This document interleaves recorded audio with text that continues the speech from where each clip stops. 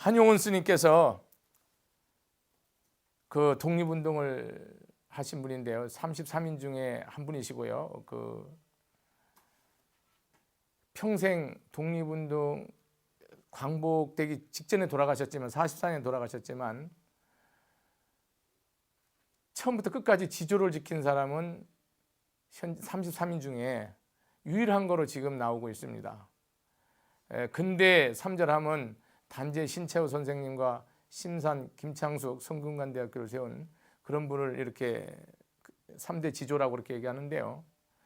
이분이 항상 한 말씀이 있었습니다. 한용운 스님이 살려거든 칼날 위에 서라.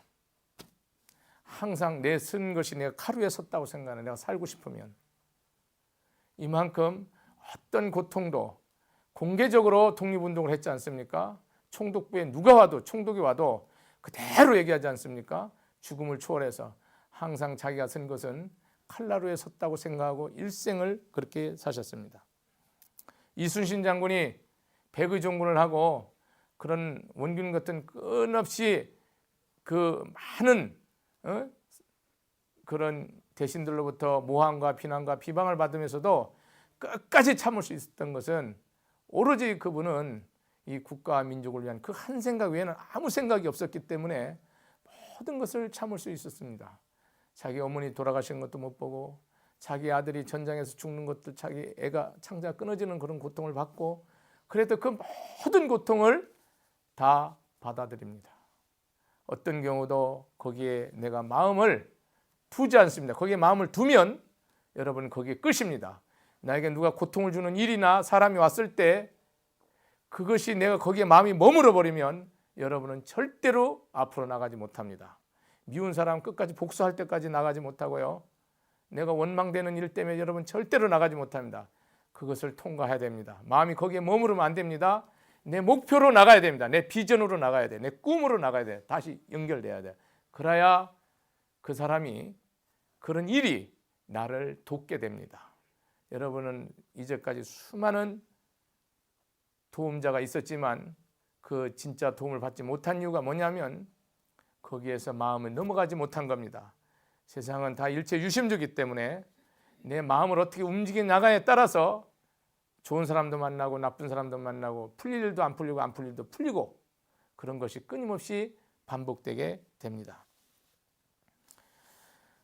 다음에 합장공경입니다. 합장공경은 성불의 지름길, 우리 수행의 아주 정점이라고 저는 얘기합니다.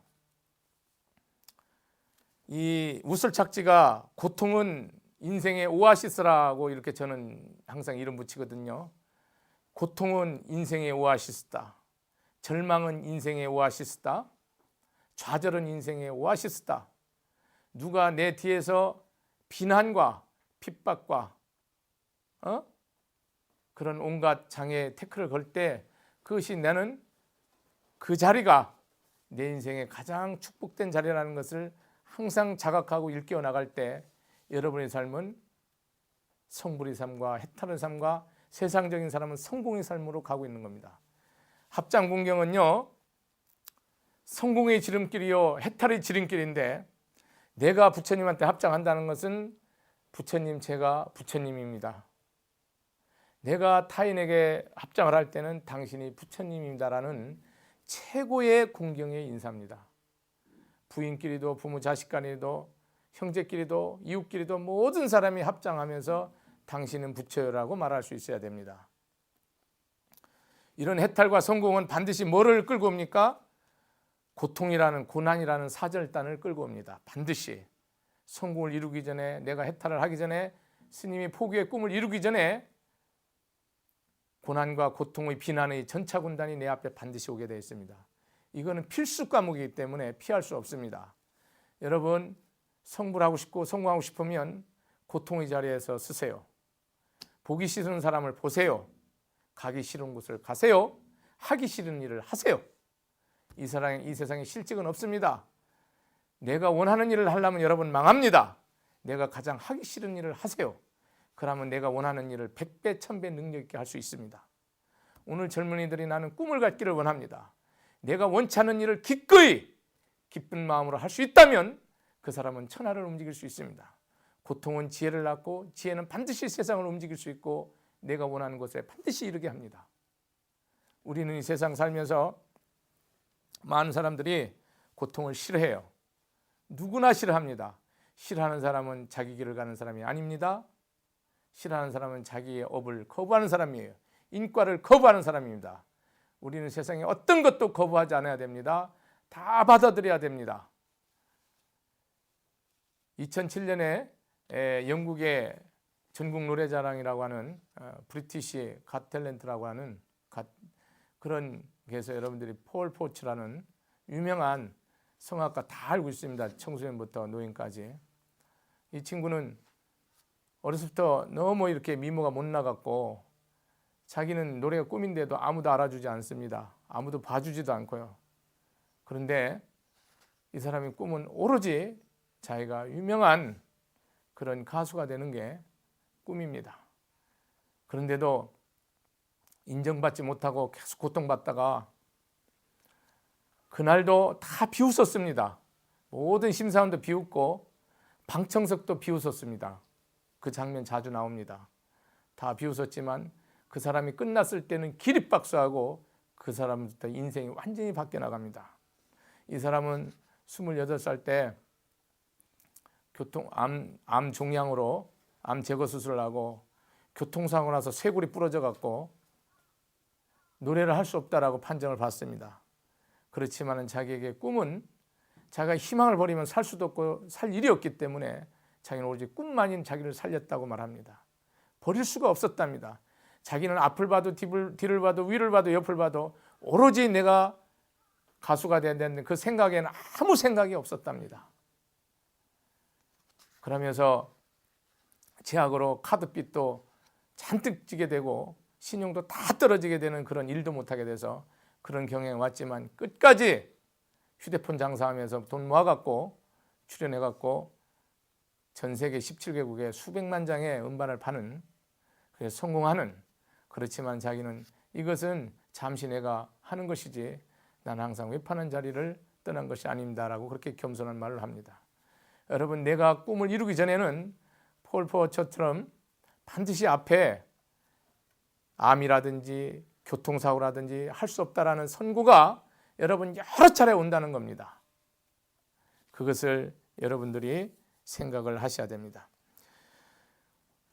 하나만 예를 더 들면 일본의 오에 겐자부라라고 1994년도에 가바타 야스나리 이후에 설국 이후에 두 번째로 노벨 문학상을 받은 사람이 있습니다. 일본이 낳은 최고의 지성이라고 얘기합니다. 근데 사람이 자기 아들 하나 낳는데 이 뇌가 두뇌골 밖으로 일부가 튀어나와서 전응아로 태어났습니다. 자폐아로, 기형아로 태어났는데 처음에 사망신고하고 출생신고 두 개를 가져가면서 히카리라는 빛, 일본말로 히카리가 빛이거든요. 빛이라는 이름을 짓습니다. 모든 사람이 비난하고 그때 당시는 얼마 안 됐으니까 1960년대 초니까 그런 장애인들을 아주 상한시하고 그런 수모를 다 겪으면서 오에 겐자부라 결국은 뭡니까? 끝까지 새소리를 들려주고 음악소리를 줘서 이 사람이 IQ가 65인데도 불구하고 그 17, 18세기 그 음악만은 듣고 능력이 생겨서 자꾸 가는 능력을 가져갔고 일본의 베스트 음반에 올라가게 됩니다. 자기 아들이. 그런 과정을 거치면서 자기는 글을 쓰게 된 동기가 아들이 말을 할 수 없기 때문에 자기 아들 대신 말하는 것이 자기 글쓰기였다. 나는 아들을 치료하려고 이렇게 했었지만 사실은 아들로 인해서 내가 영적으로 치료받았고 노벨 문학상을 탈 만한 그런 내적 탐구와 인간의 편견과 자기 자존심이 다 무너지는 순간에 자기 내면에 자기는 광명을 받다고, 자기는 이 아들이 나를 살렸다고 그렇게 얘기를 합니다. 노벨상을 탈 때는 일본은 아시아 모든 나라한테 진정한 사과가 있어야 된다고 말했습니다. 옷을 내서. 그런 사람인데 왜냐하면 그렇게 아픔이 있기 때문에 그런 소리를 하는 거예요.